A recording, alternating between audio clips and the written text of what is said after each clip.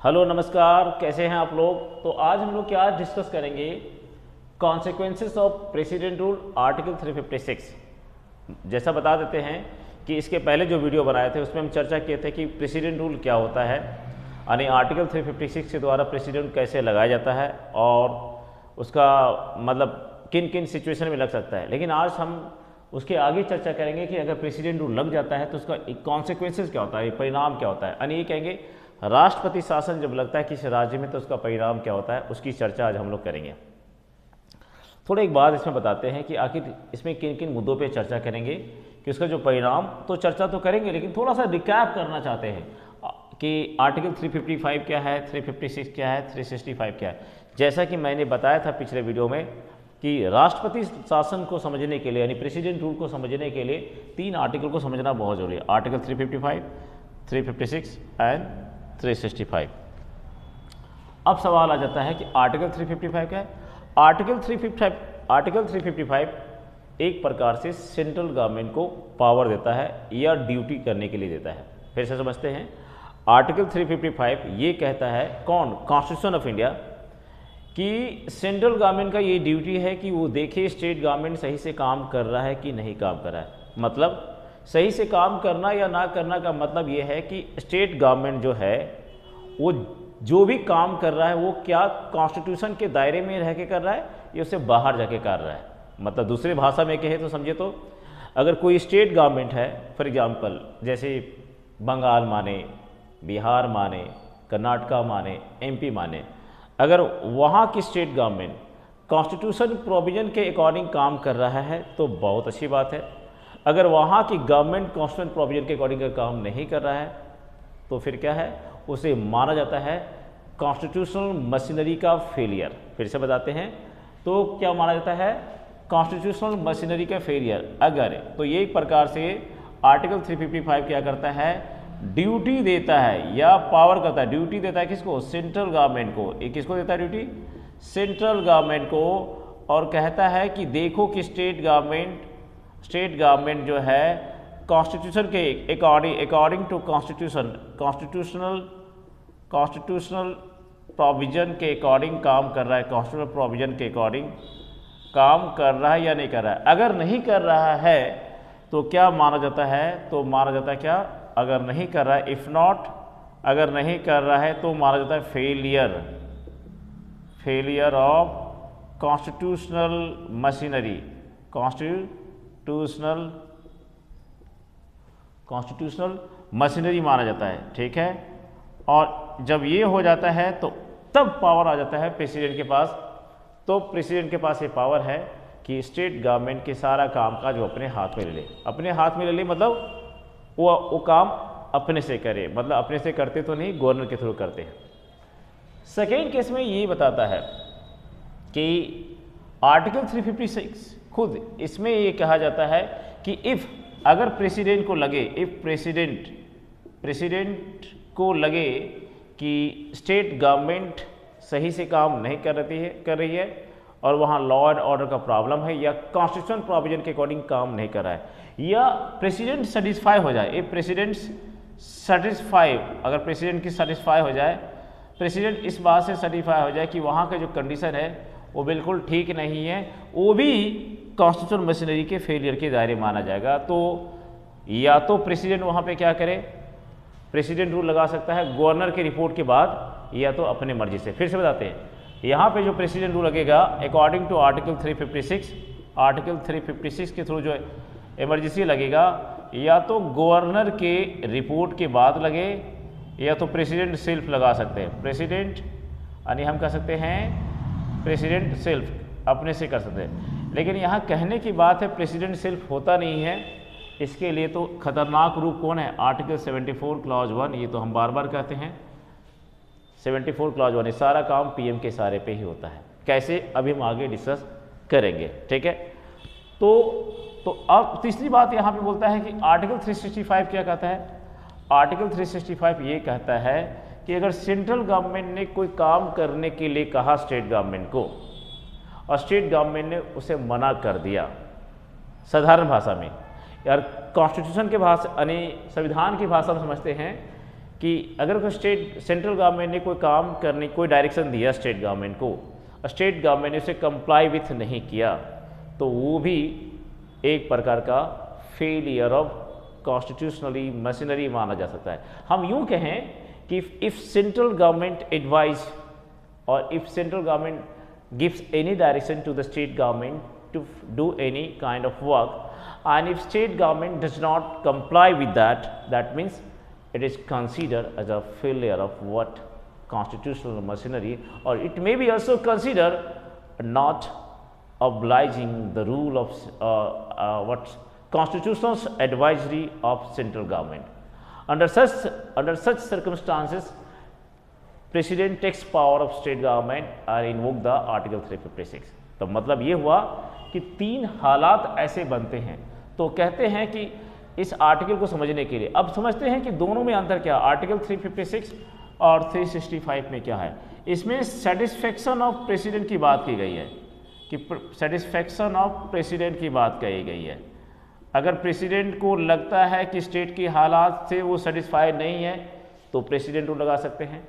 इसमें satisfaction of president की बात नहीं की गई, इसमें direction by the constitutional direction, constitutional direction by central government to state government. अगर सेंट्रल कॉन्स्टिट्यूशनल डायरेक्शन दिया गया है सेंट्रल गवर्नमेंट के द्वारा किसको, स्टेट गवर्नमेंट को, और वो नॉट कंप्लाई करता है, does not comply with, state government उसे डज नॉट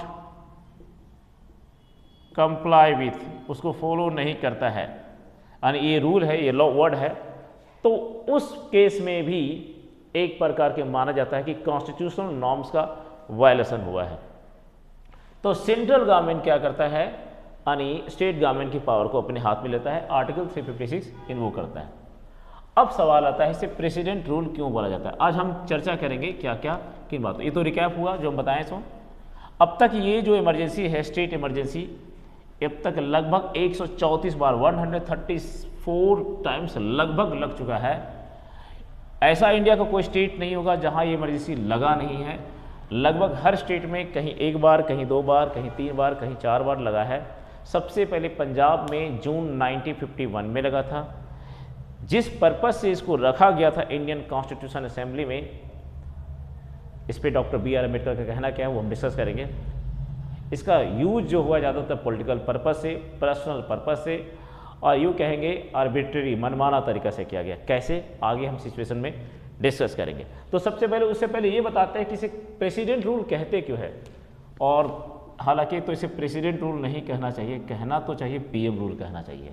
अगर प्रेसिडेंट रूल बोलते हैं तो लगता है कि प्रेसिडेंट तो करता नहीं बेचारा कुछ, सारा काम तो पीएम करता है। कैसे, 1977 की कहानी और 1980 इंदिरा गांधी और मोरारजी देसाई की कहानी से समझ में आएगा कि ये तो पीएम का खेल है। इवन पंडित नेहरू की भी कहानी, राजीव गांधी का भी, मोदी का भी, मोदी का कम रहा है, लेकिन इनकी कहानियों से ये पता चलेगा कि पीएम रूल है, ये राष्ट्रपति रूल है, बेचारा यूं ही बदनाम है। कहते ना कि एक्चुअली में बदनाम तो प्रेसिडेंट हो जाता है कि प्रेसिडेंट रूल है, पर प्रेसिडेंट रूल है नहीं, एक्चुअली में पीएम रूल होना चाहिए। क्यों, इसे समझने के लिए इस खतरनाक कंसेप्ट को समझना बहुत ज़रूरी है। आर्टिकल 74 क्लॉज 1 ये इतनी खतरनाक चीज़ है जिसमें बेचारा बदनाम कौन होता है, प्रेसिडेंट, नाम करता कौन है, पीएम। क्यों, ये समझने के लिए आर्टिकल 74 क्लॉज 1, आर्टिकल 74 क्लॉज 1 ये कहता है कि इस देश में राष्ट्रपति है, बिल्कुल वो राष्ट्रपति ही इस देश का सारा काम करेगा, लेकिन कंडीशन है वो काम अकेले नहीं करेगा, उसको मदद कौन करेगा, councils of minister, COM, councils of minister उसको सारे काम करने में मदद करेंगे। इस काउंसिल्स ऑफ मिनिस्टर का बॉस कौन होगा, जो बॉस होगा वो कौन होगा, पीएम। यानी पीएम यानी जो बॉस कहेगा इनको वो सुनेंगे ये, और जो ये कहेंगे वो ये सुनेंगे ये। तो प्रेसिडेंट किसकी बात माना अल्टीमेटली में, इनडायरेक्टली देखा जाए तो पीएम को, डायरेक्टली किसकी माना, ईएम। काउंसिल्स ऑफ मिनिस्टर की बात मानने के लिए बाद है कौन, प्रेसिडेंट ऑफ इंडिया। कैसे, कोई अगर बिल, मनी बिल छोड़ करके और कॉन्स्टिट्यूशनल अमेंडमेंट बिल को छोड़ करके अगर किसी बिल को प्रेसिडेंट ने वापस भेज दिया और दोबारा उस बिल को भेज देना पड़ा तो प्रेसिडेंट को साइन करना ही पड़ता है, यानी सस्पेंसिव वेटो तो वहाँ पे है। तो ये आर्टिकल उतनी ही खतरनाक है, उससे पता चलता है कि मोहरा कौन बन रहा है यहाँ पे प्रेसिडेंट, काम कौन कर रहा है पीएम। एक कहानी बड़ा खेल है article 74 clause 1 sorry article 74 clause 1। आगे समझते हालात क्या होता है, देखते हैं। यूपीएससी के क्वेश्चन को समझने के लिए हमें आर्टिकल 74 क्लॉज 1 की गहराई को बहुत डिटेल में जाना होगा कि एक्चुअली में this is not a president rule, this must be consider what prime minister rule. Why? I will discuss later soon, very soon. See, इसे प्रेसिडेंट रूल बोला गया तो हम अभी बताएंगे क्यों, और इसे कॉन्स्टिट्यूशनल इमरजेंसी क्यों बोला गया, जैसे मैंने बना कि फेलियर ऑफ कॉन्स्टिट्यूशनल प्रोविजंस या मशीनरी एक, या तो कॉन्स्टिट्यूशनल नॉर्म्स को कंप्लाई नहीं करने पे, या डायरेक्शन को नॉर्म्स सेंट्रल गवर्नमेंट को जो डायरेक्शन होता है, जो कॉन्स्टिट्यूशनल डायरेक्शन होता है उसे फॉलो नहीं करने की वजह से इसीलिए बोला जाता है इसे कॉन्स्टिट्यूशनल इमरजेंसी। और तीसरा बोलते हैं स्टेट इमरजेंसी, क्यों? क्योंकि किसी राज्य में ही लगता है, स्टेट में लगता है, पूरे सेंट्रल में लगता है। अगर पूरे सेंट्रल में लगता है तो इसे कहलाते हैं नेशनल इमरजेंसी। क्या कहते हैं? नेशनल इमरजेंसी कहते हैं आर्टिकल 352 के अकॉर्डिंग। तो आज हम शुरू करते हैं इसे प्रेसिडेंट रूल कहते क्यों हैं। तो सबसे पहले बात, इसे प्रेसिडेंट रूल क्यों कहते हैं? जब आर्टिकल 356 का इन्वोक होता है तो president gets extraordinary power. Why? पहले बोलते हैं कि why it is called president rule. Why president rule क्यों बोलते हैं? बिकॉज जब प्रेसिडेंट रूल लगता है तो प्रेसिडेंट जो होते हैं, president gets extraordinary power.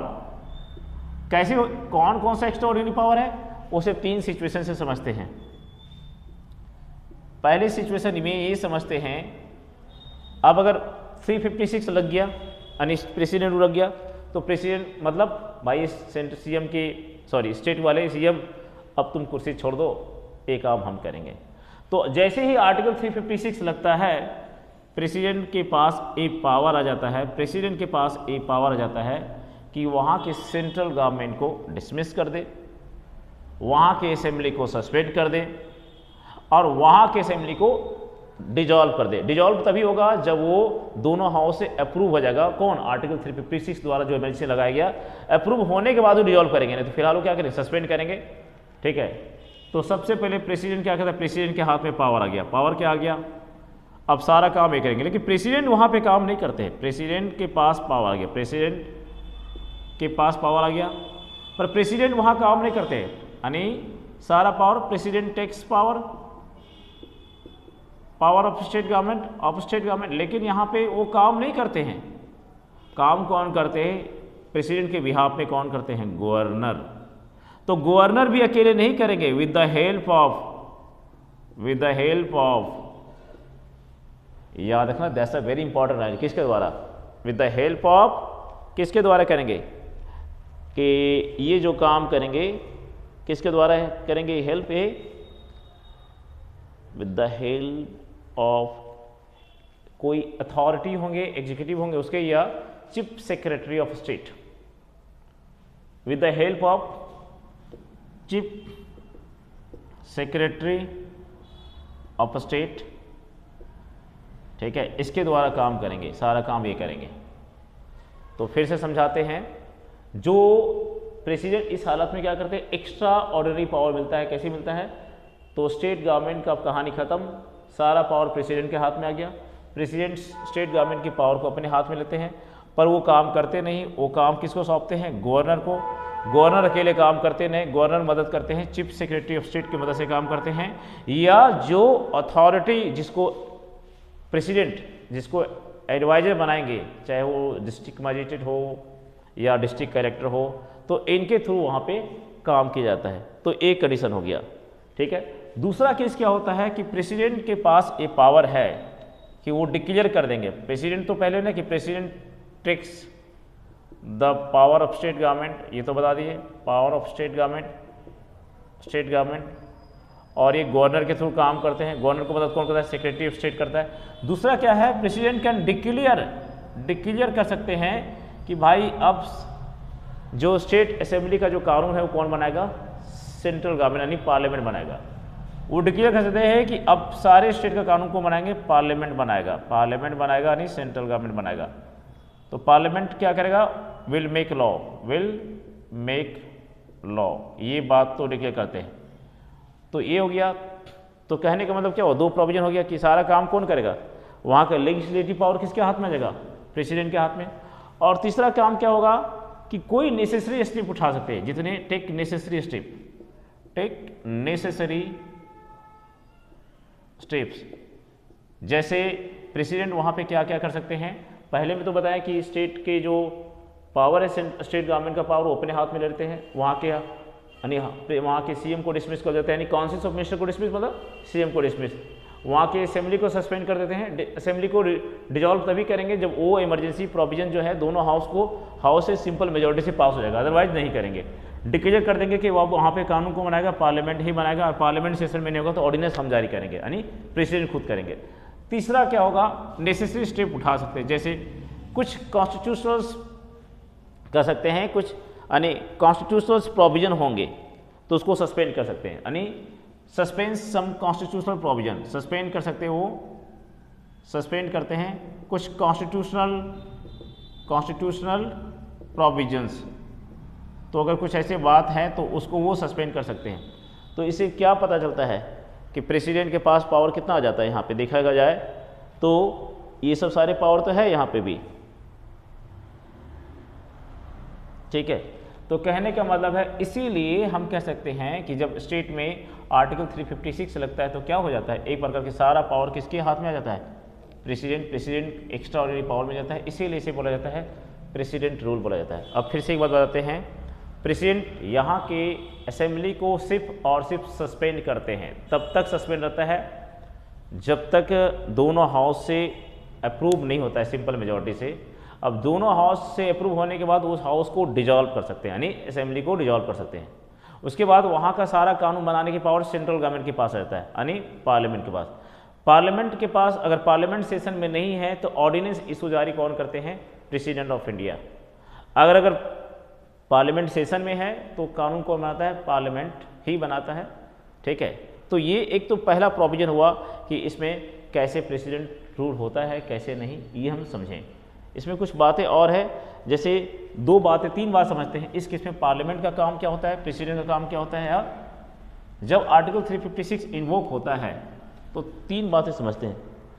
जब आर्टिकल 356 लगता है तो तीन बातें समझते हैं। पहला कि गवर्नर क्या करता है, प्रेसिडेंट क्या, पहले समझते हैं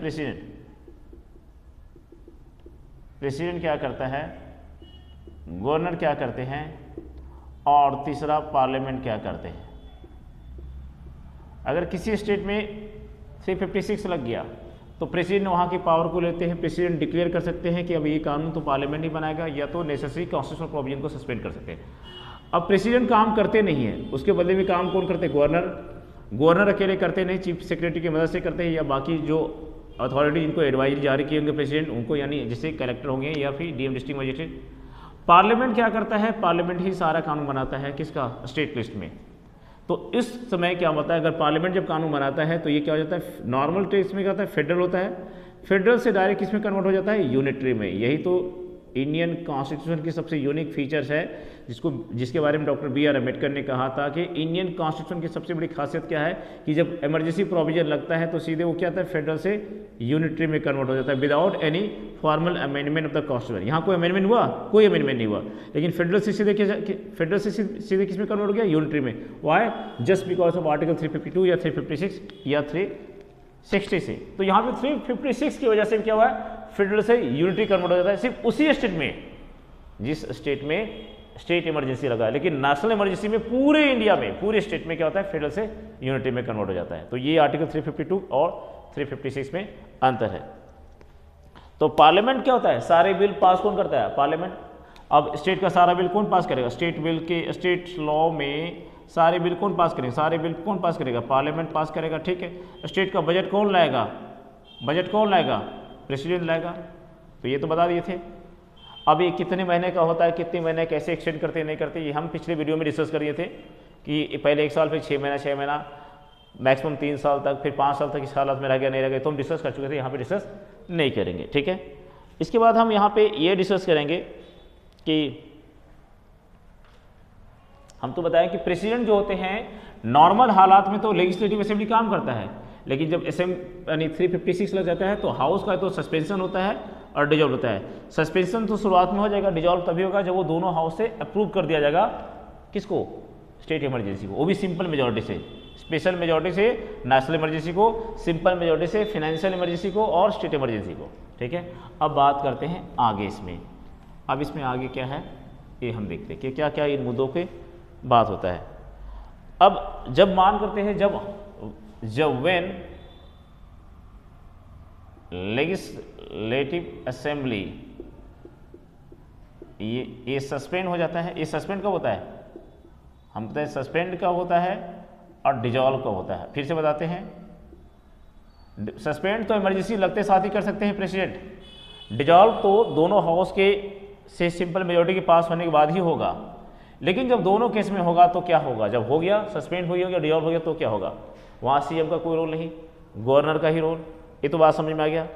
तो एक सेकेंड, हम तो ये समझते हैं यहाँ पे जब लेजिस्लेटिव असेंबली या तो सस्पेंड हो गया हो या डिजॉल्व हो गया तो क्या क्या होता है। तो पार्लियामेंट क्या करता है, समझना, parliament gives power to president.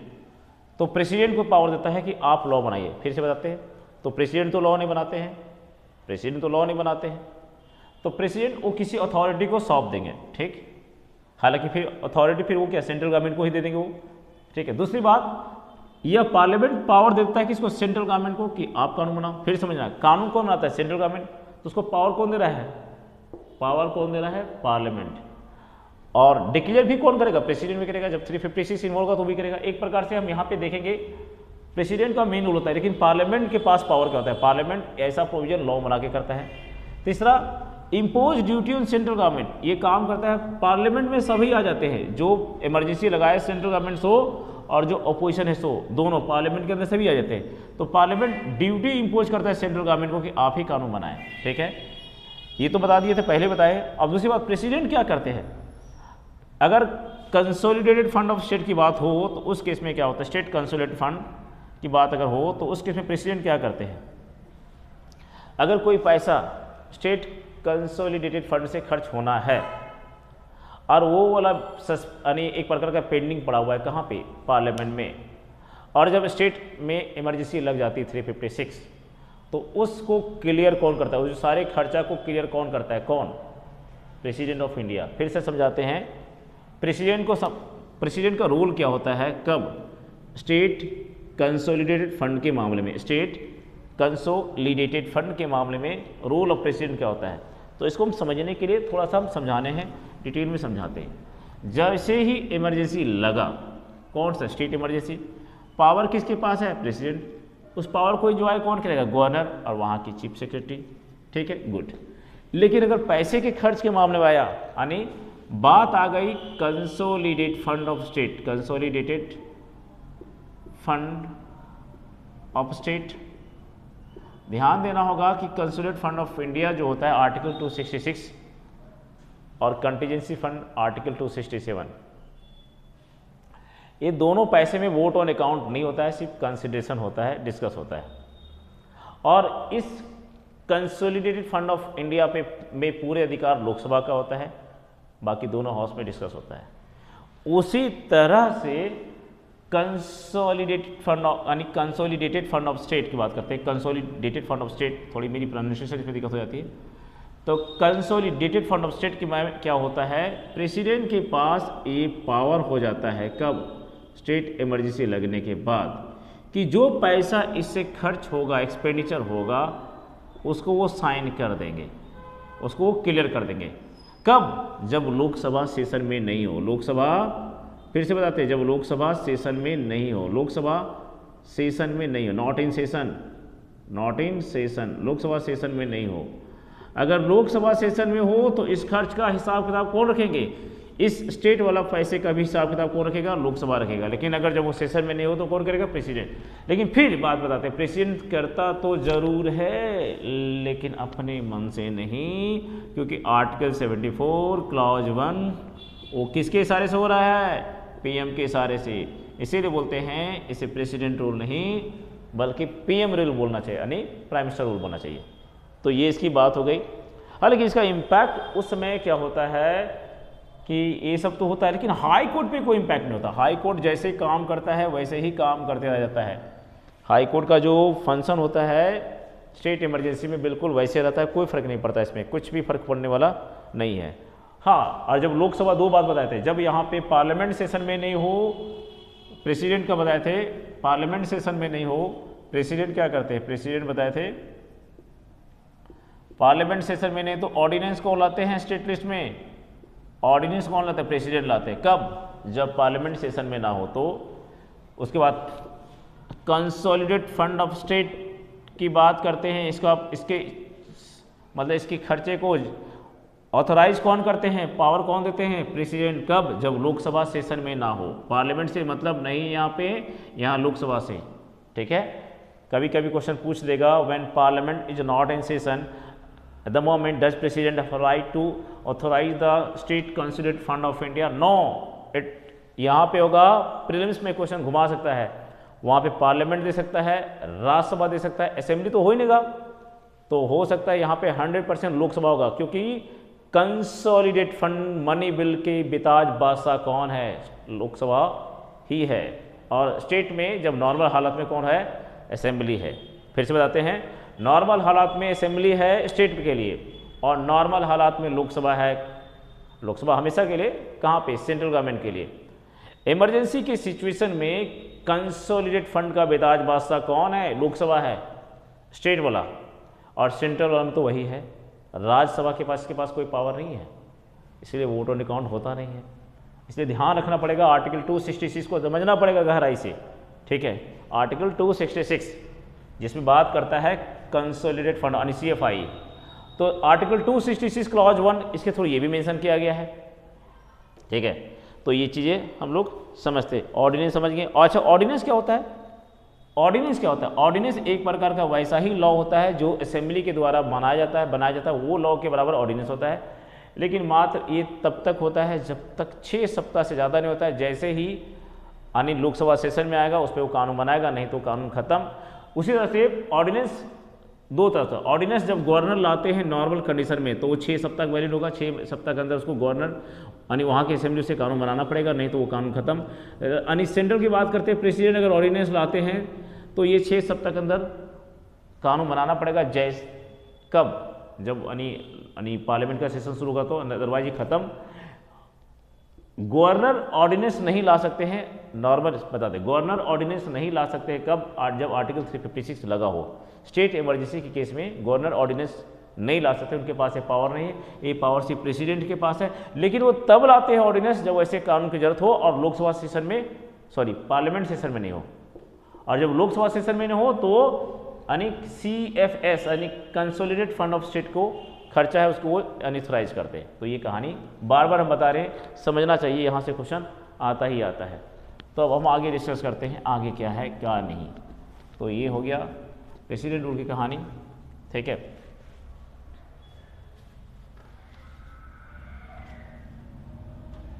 जैसे मैंने बताया कि आर्टिकल 356 और 365 में अंतर है, एक में कॉन्स्टिट्यूशनल मशीनरी के फेलियर होने की वजह से, जबकि एक में not complying with the direction of the central government, ठीक है। ये तो बता दिए थे।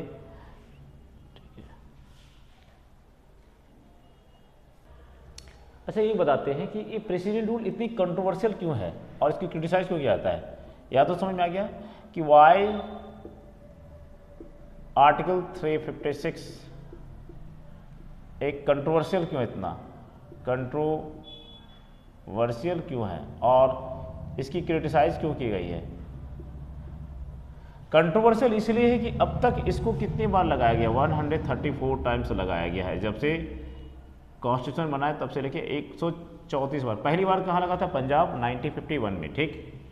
क्रिटिसाइज क्यों किया गया है, क्योंकि इसका जो ग्राउंड बना है वो दो है। एक तो अपना बनता है पॉलिटिकल कॉज की से लगता है, पॉलिटिकल या पर्सनल कॉज की वजह से लगता है, पर्सनल कारण लोग लगाए हैं आज तक। हम इसको समझेंगे 1977 और 1980 के एग्जाम्पल से भी समझाएंगे।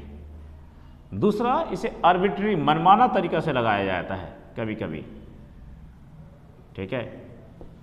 इसके सुप्रीम कोर्ट ने इसके जजमेंट भी दिए हैं SR बोमाई केस में 1994 में कि लगाने के ग्राउंड क्या सही हो सकते हैं और क्या गलत। तो पहले समझते हैं कि इसे कंट्रोवर्शियल क्यों मानते हैं। कंट्रोवर्शियल इसलिए है कि पीएम की पसंद का सरकार नहीं, स्टेट गवर्नमेंट में बात नहीं माना लगा तो 356। हालांकि इसार बुमाई के बाद और नहीं कह सकते हैं 1978 में जो 44 कॉन्स्टिट्यूशन अमेंडमेंट हुआ था उसके बाद कुछ हालात बदला है, लेकिन जो 38 कॉन्स्टिट्यूशन अमेंडमेंट बहुत ही खतरनाक, बहुत ही डेंजरस, बहुत ही एक प्रकार का घटिया स्टेप था। हम यहाँ वर्ड यूज करें, घटिया स्टेप था। इंदिरा गांधी की तानाशाही दिखती है आर्टिकल कौन सा 38 constitution amendment, 39 constitution amendment, 42nd constitution amendment. पता चलता है कि कितनी बड़ी वो तानाशाह बनना चाह रही थी, बनी चुकी थी, लेकिन पब्लिक ने सबक सिखा दिया। तो आज हम बताएंगे, हमें I do not have to be political here, but the very fact is fact what I have to state here. She was really on the way of dictatorship. She really mishandle, not misuse her post of PM, okay, and she even misuse the constitutional post of India। तो ये तो मानना पड़ेगा, सबको ही मानता है अब, ठीक है। Even being what a teacher, I should not say something like that, but I should not be like a political, but I am not being a political here, but I have to say the things which is very fact. I cannot see if I do not be a neutral. Then it will be just like nothing. It's like a flux in nullification in the context of what? A way I just deliver anything else. So I have to be what say each and everything in a pros and cons way. It's up to the student how they take it, okay.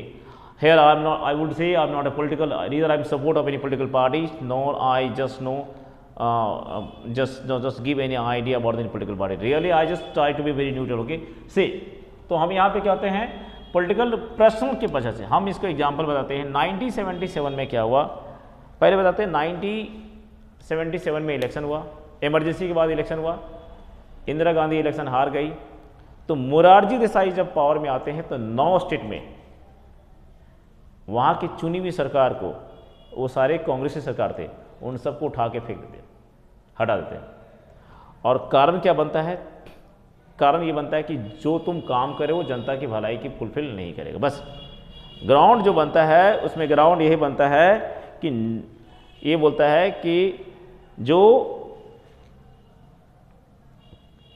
काम कर रहे हो state government उससे public की विशेष fulfil नहीं हो रही है, इसलिए आप हटो यहाँ से। सेम काम मैडम इंदिरा गांधी करती है। मिस्टर वटसे अगर वो मोरारजी देसाई अगर 1977 में करते हैं 9 स्टेट में, तो सेम काम इंदिरा गांधी करती है। जैसे 1980 में पावर में आती है 9 स्टेट में चुनी हुई सरकार जो होती है उनको उठा के फेंक देती है। ये बदले की भावना से हुआ, इसीलिए इसे कंट्रोवर्शियल कहते हैं। और इसे पॉलिटिकल कॉज बोलते हैं, इसे पर्सनल कॉज बोलते हैं। आर्बिट्री मनमाना, इसमें कोई लॉजिक तो था नहीं, तो ये क्या था? पर्सनल था ना। कितना मिसयूज हुआ, 9 बार 18 बार तो ऐसे मिसयूज हो गया। 9 बार जनता पार्टी ने लगाई, 9 बार इंदिरा गांधी ने, तो 9 18 बार तो मिसयूज ऐसे हो गया इन दोनों के द्वारा। फिर राजीव गांधी साहब ने किया, पंडित नेहरू साहब ने किया, बाकियों की सरकारों ने भी किया, किसी ने नहीं किया। कौन छोड़ा इसको? 356 को किसी ने नहीं छोड़ा, सब ने मिसयूज किया, जैसे पाया वैसे। हाँ, अब तो है कि बहुत सारे जुडिशियल एक्टिविज्म के बाद, जुडिशियल इंटरवेंशन के बाद हालात कुछ सुधरे हैं, लेकिन पहले नहीं। इसीलिए क्वेश्चन हो सकता है कि जुडिशियल एक्टिविज्म, जुडिशियल इंटरवेंशन जो 1980s या 1990 से डेवलप हुआ, एक प्रकार का वो डेमोक्रेसी के लिए कितने हेल्दी है, उसे क्या कॉन्सिक्वेंसेस आज हम लोग देख रहे हैं और देखते हैं। ठीक है, तो यहाँ भी अभी हम चर्चा करते हैं।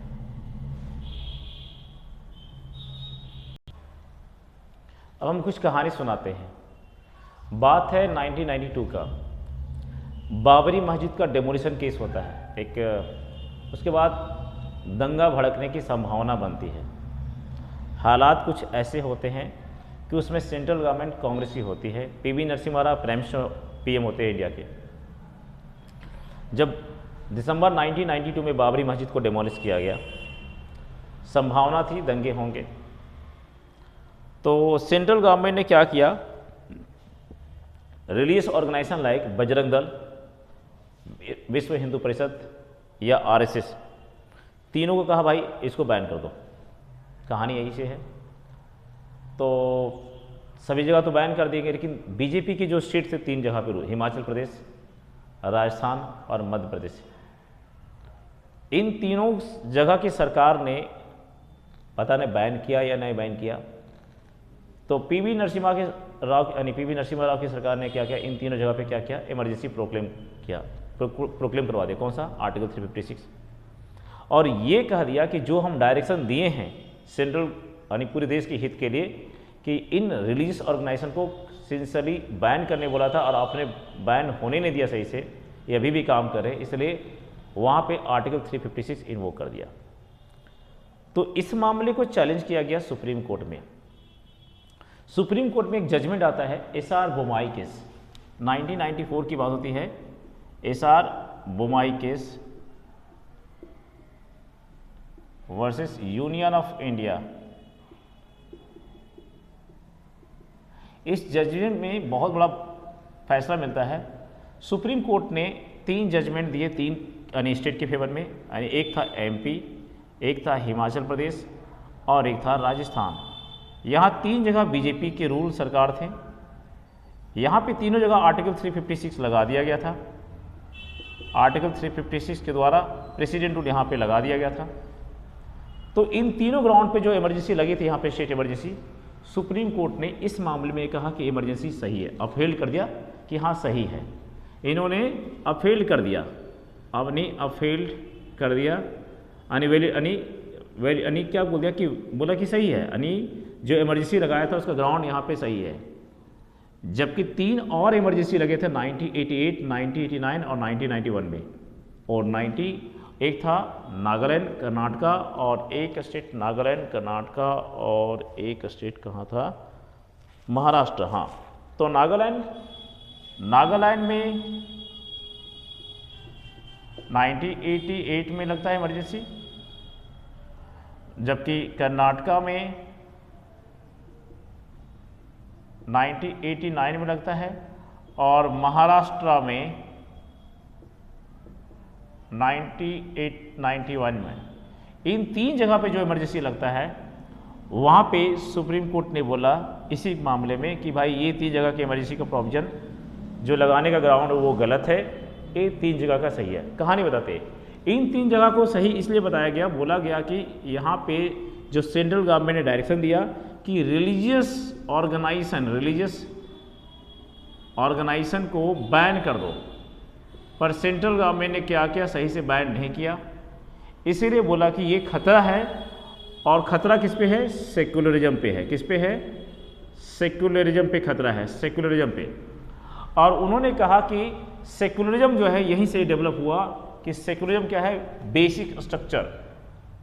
इस केस में क्या बोला गया, सेक्युलरिज्म जो बोला गया, सेक्युलरिज्म जो है, secularism is the basic structure of constitution, ये बात बोला दिया। तो एसआर बोमाई केस में क्या बोला गया कि सेक्युलरिज्म क्या है, वो बेसिक स्ट्रक्चर ऑफ कॉन्स्टिट्यूशन है, और सरकार ने वैसे ऑर्गेनाइजेशन को बैन नहीं किया जिसकी वजह से सेक्युलरिज्म खतरे में है। इसीलिए बोला कि यहाँ पे 3 स्टेट में जो इमरजेंसी लगी है आर्टिकल 356 के अकॉर्डिंग वो सही है, पर यहाँ 3 जगह जो लगा वो गलत है। और मैं बात बताता हूँ कि ये कब से हुआ। 1978 में जब 44th कॉन्स्टिट्यूशन अमेंडमेंट हुआ तो 38 कॉन्स्टिट्यूशन अमेंडमेंट में ये बात बोला गया था कि अगर प्रेसिडेंट रूल लग जाता है फिर से और प्रेसिडेंट कंडीशन से सेटिस्फाई है, फिर से 38 कॉन्स्टिट्यूशन अमेंडमेंट में क्या हुआ, हम इसी बात में हम आगे बताते हैं कि ऐसा क्यों हुआ था। तो 38 कॉन्स्टिट्यूशन अमेंडमेंट और 42 कॉन्स्टिट्यूशन अमेंडमेंट, 44 समझना पड़ेगा।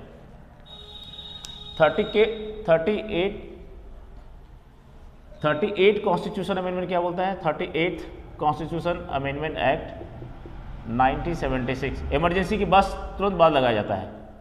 वो ये बोलता है कि if president is satisfied, president is satisfied with the condition, तो प्रेसिडेंट की सेटिस्फेक्शन को कोई चैलेंज नहीं कर सकता है। No challenge in any court, चाहे सुप्रीम कोर्ट हो या high court, any court. Indira Gandhi की सरकार ने क्या अमेंडमेंट किया था? अमेंडमेंट ये किया था कि अगर प्रेसिडेंट जिस हालात से इमरजेंसी लगाते हैं वो कंडीशन से अगर प्रेसिडेंट सेटिस्फाई है तो प्रेसिडेंट की सेटिस्फेक्शन को कुछ चैलेंज नहीं करेगा किसी कोर्ट में। जबकि 44th कॉन्स्टिट्यूशन अमेंडमेंट जो होता है, कॉन्स्टिट्यूशन अमेंडमेंट एक्ट 1978 कहता है भाड़ में जाऊँ, उसको डिलीट कर देते हैं। क्या कहते हैं? डिलीटेड। कौन? ए वाली प्रोविजन को डिलीट कर भाड़ में जाओ। ऐसा कोई मतलब है? बोला नहीं। प्रेसिडेंट अगर कंडीशन यानी प्रेसिडेंट की सेटिस्फेक्शन है वो भी जुडिशियल रिव्यू से बाहर नहीं है, उस पर जुडिशियल रिव्यू होगा। और यही पावर देता है किसको?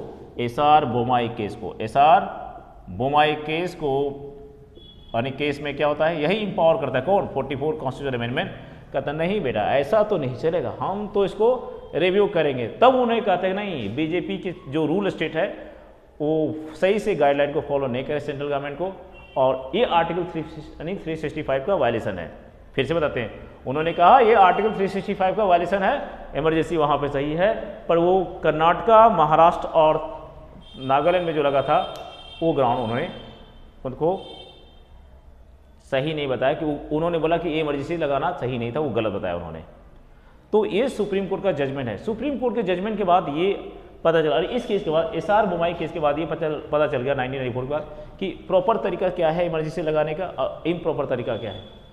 तो प्रॉपर तरीका क्या है इमरजेंसी लगाने का? अगर अब हम बताते हैं कि किन किन हालात में इमरजेंसी लगाना प्रॉपर हो सकता है और किन किन हालात में इमरजेंसी लगाना प्रॉपर नहीं होगा। अगर हम बात करते हैं प्रॉपर और इम्प्रॉपर तरीका से, तो इस आफ्टर, हालांकि 2 रिपोर्ट है, आफ्टर सरकारिया कमीशन,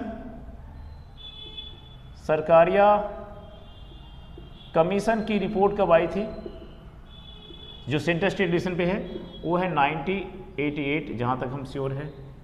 और एसआर बोमाई केस कब है? एसआर बोमाई केस कब है? एसआर बोमाई केस है 1994। इन दोनों जजमेंट के बाद सुप्रीम कोर्ट ने क्या बोला कि क्या प्रॉपर है और क्या इम्प्रॉपर। प्रॉपर बताया उन्होंने, प्रॉपर वे क्या है और इम्प्रॉपर वे क्या है इमरजेंसी लगाने के लिए। इम्प्रॉपर बोला कि प्रॉपर तरीका क्या बताया कि अगर असेंबली हंग हो जाए, पहला बोला उन्होंने हंग असेंबली की सिचुएशन में लगा सकते हैं इमरजेंसी। हंग असेंबली क्या होता है समझते हैं? हंग असेंबली होता है कि अगर किसी स्टेट का इलेक्शन हुआ, स्टेट असेंबली का इलेक्शन हुआ, उसमें किसी भी पार्टी के पास मेजॉरिटी नहीं आया, किसी भी पार्टी के पास मेजॉरिटी नहीं आया, और ना अलायंस करके भी वहाँ पे गवर्नमेंट बन रहा है, ना अलायंस करके भी गवर्नमेंट बन रहा है, तो उसे हंग असेंबली कहते हैं। जैसे दिल्ली का इलेक्शन में 2014 की बात है, ना बीजेपी के पास मेजॉरिटी थी, ना आम आदमी के पास मेजॉरिटी था, ना कांग्रेस के पास। तो कांग्रेस ने क्या किया था? आउट से यानी बाहर से सपोर्ट कर दिया था और फिर वो सरकार बन गई थी। जैसे बीजेपी के पास कितने, आई थिंक 32 सीट था, आम आदमी के पास 28 था और कांग्रेस के पास 8 था। 70 सीट की सभा यहाँ पे असेंबली है दिल्ली में, तो 36 सीट चाहिए सरकार बनाने के लिए। तो 28 कांग्रेस आम आदमी के पास था और 8 किसके पास था? यानी राहुल गांधी यानी कह सकते हैं कांग्रेस के पास। तो कांग्रेस ने उसे आउटसाइड से सपोर्ट किया, इसलिए सरकार 49 में खत्म हो गया। उसे हंग असेंबली कहते हैं। उस केस में इमरजेंसी लगेगा और 6 महीने तक चलेगा, और 6 महीने के अंदर फिर क्या होगा? उसे इलेक्शन करवाना पड़ेगा, फिर होगा तो सीएम बनेगा। पहला तो ठीक है। दूसरे केस में है अगर किसी पार्टी के पास मेजॉरिटी नहीं है और कोलिशन करने के बाद वो गवर्नमेंट नहीं बना हो, लेकिन किसी पास मेजॉरिटी है लेकिन फिर भी वो सरकार बनाना चाहता नहीं हो, फिर से किसी पार्टी के पास मेजॉरिटी पर वो सरकार नहीं बनाना चाहता हो और गवर्नर के पास कोई और ऑप्शन नहीं बच रहा है कि वो प्रोब कर लिया तो भी पता चला कि कोलिशन से गवर्नमेंट नहीं बनेगा, तो भी अगर वहाँ पे अगर इमरजेंसी लग जाता है 356 तो सही है। ये सब एसआर बोमाई के जब ने बोला है। और इसके अलावा जैसे मैंने भी बोला वही कि सेंट्रल गवर्नमेंट अगर कुछ डायरेक्शन देती है, जैसे मध्य प्रदेश हिमाचल में और कहाँ एक, हाँ मध्य प्रदेश हिमाचल राजस्थान में जो लगा था वो भी सही था। सेंट्रल गवर्नमेंट ने गाइडलाइन दिया किसको? स्टेट गवर्नमेंट को। स्टेट गवर्नमेंट ने माना नहीं तो आर्टिकल 365 का वायलेशन था, वो भी लगा सकते हैं। या फिर स्टेट गवर्नमेंट के थ्रू लॉ एंड ऑर्डर सही से कंट्रोल नहीं हो रहा है, पब्लिक के विशेष को फिलफिल नहीं जा रही है, वहाँ पे एट्रोसिटी के हालात है, तो उस केस में भी इमरजेंसी लग सकता है। या फिर ऐसा हो कि कोई रूलिंग पार्टी ने अगर रिजाइन दे दिया, वहाँ की मिनिस्ट्री या वहाँ सीएम ने रिजाइन दे दिया, ओपोजिशन सरकार नहीं बना पा रही है या दूसरी पार्टी सरकार नहीं बना पा रही है, तो भी उस केस में इमरजेंसी वहाँ पे लग सकता है आर्टिकल 356 के अकॉर्डिंग। और फिर ऐसा भी हो सकता है कि अगर कोई फिजिकल ब्रेकडाउन हुआ है, ठीक है, जहाँ पे government refuse to discharge, government अपना काम नहीं कर सकती है, काम करने से मना कर दे रही है, तो वहाँ पे भी क्या हो सकता है, इमरजेंसी लग सकता है। या endangering the security of state, या स्टेट की जो सिक्योरिटी वो खतरे के हालात में पहुँचा दिया, तो भी इमरजेंसी लगाया जा सकता है। ठीक है, यहाँ पे एक और वर्ड है यहाँ पे इंटरनल सबवर्जन। ठीक है, अगर ऐसे हालात हो जाता है तो उस केस में भी, यानी फिजिकल ब्रेकडाउन होता है, तो उस केस में भी यहाँ पे इमरजेंसी लगाया जा सकता है। तो ऐसे ग्राउंड है जहाँ पे इमरजेंसी लगाया जा सकता है, लेकिन वैसे ग्राउंड पे नहीं लगेगा कि मात्र सेंट्रल गवर्नमेंट आ गया किसी और पार्टी का, स्टेट में किसी और का है, जो 1977 में हुआ, 1980 में हुआ, वैसे इमरजेंसी नहीं लगा सकते। पहला बात, अगर दूसरी सरकार ने अगर एक ने अगर गवर्नमेंट बनाया नहीं और गवर्नर ने दूसरा तरीका ढूंढा नहीं कि और तरीके हो सकते हैं इससे सरकार बनाने के, और बिना सोचे समझे इमरजेंसी लगा दिया, तो वो भी नहीं होगा, वो भी क्या होगा, जुडिशियल रिव्यू में आ जाएगा। अगर गवर्नर अपने मन से उसको लगे असेस कर लिया कि नहीं हालात यहाँ खराब है, बिना सोचे समझे और रिपोर्ट दे दिया, फिर वहाँ की पीएम ने क्या किया, इमरजेंसी लगा दिया, तो भी होगा। अब किसी पर्सनल वजह से लगा दिया तो भी, ये सब के सब जुडिशियल रिव्यू में आ जाएंगे, जो एसआर बुमाई के जजमेंट में आता है। तो प्रॉपर और इम्प्रॉपर तरीका तो पता चल गया कि किस तरीका से लगता है, किस तरीका से नहीं है। ठीक है, ये तो इमरजेंसी लगाने के तरीके दिए गए हैं। अब सवाल आ जाता है कि इस पर जब ये यहाँ पे कॉन्स्टिट्यूशन में ये आ रहा था पहली बार इमरजेंसी प्रोविजन, तो डॉक्टर बी आर अम्बेडकर ने क्या बोला था, हालांकि हम इसके बारे में बता चुके थे। डॉक्टर बी आर अम्बेडकर ने कहा कि ये जो इमरजेंसी प्रोविजन है ये आने वाले समय में डेड लेटर हो जाएगा, ये डेड लेटर मतलब इसका काम नहीं करेगा। डॉक्टर बी आर अम्बेडकर ने 2-3 बात बोला था, बड़ा ध्यान देना होगा। उन्होंने जब इस प्रोविजन को रखा जा रहा था तो पहली बात उन्होंने ये बोला कि हालांकि ये जो आर्टिकल 356 का जो प्रोविजन है एक प्रकार से देखा जाए तो रोकना चाहिए, बार किया जाना चाहिए। क्यों? क्योंकि किसी स्टेट की सॉवरेनिटी को एक प्रकार का छीनना होता है, और हम लोग क्या है, फेडरल है। फिर से बताओ उन्होंने क्या, हम लोग क्या है, इंडिया का कॉन्स्टिट्यूशन क्या है, फेडरल है, यानी एक फेडरल स्टेट है यहाँ पे, फेडरल यानी हम फेडरल ऑफ स्टेट नहीं कह सकते हैं, फेडरेशन ऑफ स्टेट नहीं है अमेरिका की तरह। तो उन्होंने कहा कि पावर क्या है, बटा हुआ है, स्टेट के पास अपने सॉवरेन है काम करने का, और कहीं ना कहीं उसकी सॉवरेनिटी में हम लोग दखल दे रहे हैं। तो उन्होंने कहा हालांकि रोकना चाहिए, ये लास्ट रिसोर्ट होना चाहिए। बी आर अम्बेडकर ने कहा था ये लास्ट रिसोर्ट होना चाहिए। अगर इमरजेंसी को लगा रहा है, कोई प्रेसिडेंट लगा रहा है, तो सोच समझ के लास्ट, कोई और तरीका नहीं बचे तब लगना चाहिए। बी आर अम्बेडकर ने ये भी बात बोला था कि आने वाले समय में काम नहीं करेगा और डेड लेटर हो जाएगा। लेकिन एच बी कामत नाम के व्यक्ति होते हैं, डॉक्टर बी आर अम्बेडकर के डेथ जब हो जाता है 1956 में, तो लगभग 1958 या 1960 के आसपास में वो कहते हैं कि बी आर अम्बेडकर तो नहीं रहे, लेकिन आर्टिकल जिंदाबाद जिंदाबाद, आज सरकार इसकी मिसयूज कर रही है। ये बात उन्होंने कहा भी है और आज वही देखते हैं हम लोग। अच्छा, डॉक्टर बी आर अम्बेडकर ने ये भी बोला था कि अगर ये काम, ये मोरल रिस्पॉन्सिबिलिटी है प्रेसिडेंट के पास कि जब वो इमरजेंसी लगा रहे हो आर्टिकल 356 का मिसयूज करे, तो हालात और सिचुएशन को देख के करे, ये रिस्पॉन्सिबिलिटी उनके पास होता है। बड़ा ही अप्रोप्रिएट तरीका से सब कुछ संभलने के बाद ही वो कर सकते हैं। तो बी आर अम्बेडकर ने ये सब बात बोला था कहाँ पे, कॉन्स्टिट्यूएंट असेंबली में। तो उन्होंने कारण भी बताया था कि ऐसा क्यों कर सकते हैं, कौन नहीं और क्यों नहीं कर सकते। तो एक बात इसमें हम और फाइनली मेंशन करना चाहेंगे कि आर्टिकल 356 तो जुडिशियल रिव्यू का हिस्सा हो ही गया बुमाई केस के बाद, उसके पहले बोला था उन्होंने, ठीक है। और उन्होंने बोला कि अगर सेटिस्फेक्शन ऑफ प्रेसिडेंट के दायरे में 2-3 बात बोला गया है। Satisfaction of president must be based on the relevant material, मतलब अगर जिस आधार पे प्रेसिडेंट इमरजेंसी लगा रहे हैं वो मटेरियल बहुत ही सेटिस्फैक्ट्री होना चाहिए। अगर सेटिस्फैक्ट्री नहीं है तो सुप्रीम कोर्ट यानी कोर्ट के पास पावर है कि स्ट्राइक डाउन करेंगे इमरजेंसी, और वहाँ की चुनी हुई सरकार को, जो सरकार थी उसको फिर से वापस आ जाएगा।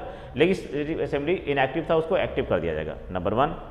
और उन्होंने बोला कि अगर आर्टिकल 356 का इररिलेवेंट या एक्सटेनियस ग्राउंड पे लगाया गया हो या मेलिफाइड या परवर्स पाया गया हो, फिर से if article 356 is invoked on the ground of extraneous or irrelevant fact, then it will be struck down by the court of India, Supreme Court of India. Second, it also says, इस judgement SROI का judgement ये भी है कि if it is found मेलेफिट और मेलोफाइट और परवर्स, उन्होंने 4 बातें बोली। अगर आर्टिकल 356 को इरेलीवेंट ग्राउंड पे या एक्सटेनियस मटेरियल के आधार पे लगाया गया हो तो इसे हम नल एंड वॉइड करेंगे, खत्म कर देंगे, स्ट्राइक डाउन करेंगे। नंबर 1, उन्होंने अगर पाया गया कि इसमें मेलेफाइड है, गलत तरीका या परवर्स है, तो भी हम इसको स्ट्राइक डाउन कर देंगे। ठीक है, तो असेंबली तभी डिजॉल्व होगा, मैंने कहा था, जब दोनों हाउस से अप्रूव होगा, वो भी सिंपल मेजॉरिटी से, अदरवाइज नहीं होगा। प्रेसिडेंट शुरुआत में सस्पेंड करते हैं, बाद में डिजॉल्व तभी करेंगे दोनों अप्रूव होने के बाद। ठीक है, और एक बात, एंटी सेकुलर पॉलिटिक्स अगर आ गया इंडिया में, किसी स्टेट में एंटी सेकुलर पॉलिसी है, तो उस पॉलिसी के आधार पे भी वो पॉलिसी को माना जाएगा वायलेशन ऑफ इंडियन कॉन्स्टिट्यूशन का नॉर्म्स, और वहाँ पे क्या है, इमरजेंसी प्रोक्लेम किया जाएगा। तो हम कहते हैं कि इमरजेंसी किन किन सिचुएशन में लगाया जाता है, किन किन हालात में नहीं।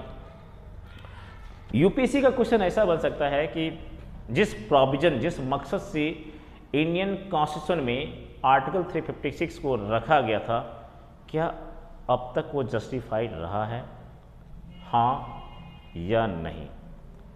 क्वेश्चन ऐसे, the purpose for which it was enshrined in Indian Constitution Article 356, has it been in the way as it had to be? Comment in 250 words में। दूसरा सवाल इसको ऐसा हो सकता है कि as B.R. Ambedkar stated in Constituent Assembly that it will be a day later, but it has been active as a very alive letter. It has worked in a very vociferous manner since 1952 till now. So, but after SR Bumai judgment and Sarkaria Commission, somehow we are in such a state that we are seeing that no, there are some situation when the proper way is basically is being now sought by the government to implement to use Article 356, justify this statement. ऐसा भी question हो सकता है कि why there is a provision of state emergency in the Indian constitution even we have a federal structures in the federal way of making law process we have a central law, state law and what concurrent list state government does have different power to make law, central government has different set of law to make what law, yet we have what emergency provision like. Why this is so? As I have already discussed in the first and second video, what is the need of emergency. In the case of national emergency, I spoke and I discussed a lot that it was a concern of national security, that in case if it could be hampered, then the if government does not have any options, then it will be the last resort to proclaim emergency on the ground of what national security. That was the issue. But in the case of what state, is there any cases of national threat? Yeah, there could be threat for like if suppose in any state is facing a situation of like what civil war, like a riot, there could be a situation. If any state facing there a crisis like crisis of what civil crisis, civil society crisis, like anti-secular ideas is being now disseminating by the people, a lot of atrocities, even and there will be a role of what so called state government, then this could be the situation where the emergency could be proclaimed on the basis of Article 356. So there are so many ground that the SR Bumai judgment has delivered in 1994. We need to consider in detail, we need to construe how it works. Okay. So in the next section we will consider what differences between what Article 352 and 356, 352 and 350 little bit, but I'll move what about the financial emergency, and that will be my last topic of this what's emergency provision. Meanwhile, take care, bye bye, and keep watching my video, and let me know one thing. In case if you do not understand anything else, let me know. I'll be very happy to let you know in case if you do not understand. And second, apart from that, if you understand anything else, please review my video. If you think that you are aficionado or what buff in the constant field, I'll be just try to review my video. I'll be very happy, and I'll feel so elated now in case if you review my video. Okay. And apart from that, your WhatsApp suggestions will be very helpful me to modify as much as I can. Okay, I'm not buff or I'm not aficionado in constitution field, but I try to deliver what I just know, what I do have the ideas. I just get all idea from what's in like book like M. Lakshmikant and Subhash Kashyap and Sansad TV and so-called NCRT, as well as what newspaper Indian Express and the Hindu. Okay, I'm not so much vociferous about the Indian constitutions in case that I haven't gone in detail all the debates and what discussion, but whatever the debate and discussion I find one any article like Indian Express or the Hindu, I go through. Okay, so it's my humble request, please let me know in your comment sections if you find anything lack in my video, since I'm not perfect. Second, review my video. Meanwhile, thank you, bye bye, take care.